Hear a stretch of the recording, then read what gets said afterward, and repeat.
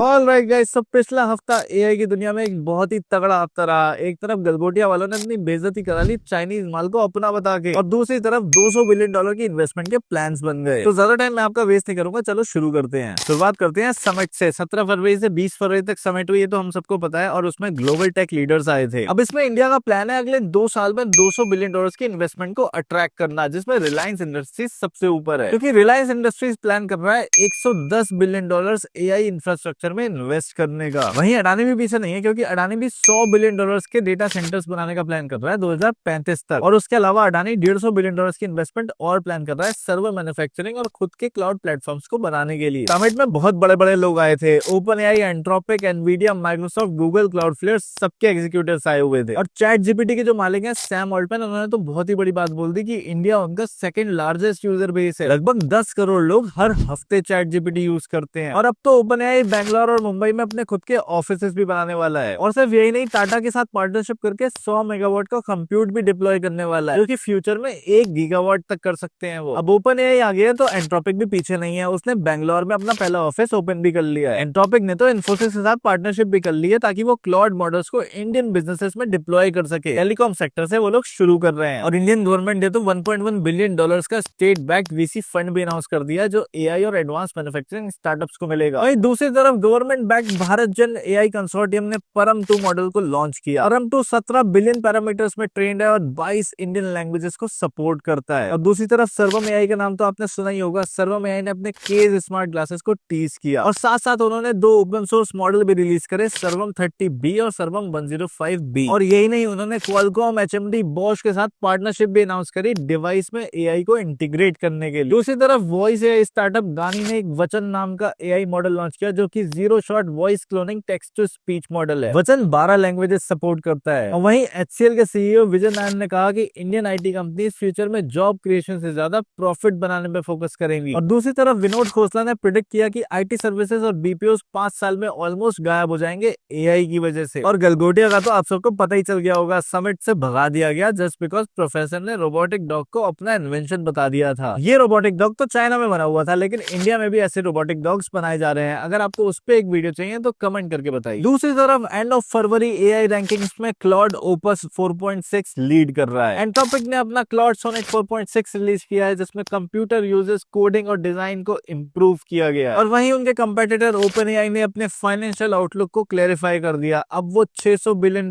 Total compute पे spend करेंगे 2030 तक। इंडियन समिट में एक डिक्लेरेशन रखा गया कि एआई को सेफ और रिस्पॉन्सिबल होना चाहिए, लेकिन 88 कंट्रीज, जिसमें यूएस, यूके और यूरोप की बहुत सारी कंट्रीज थी, उन्होंने ये साइन ही नहीं किया।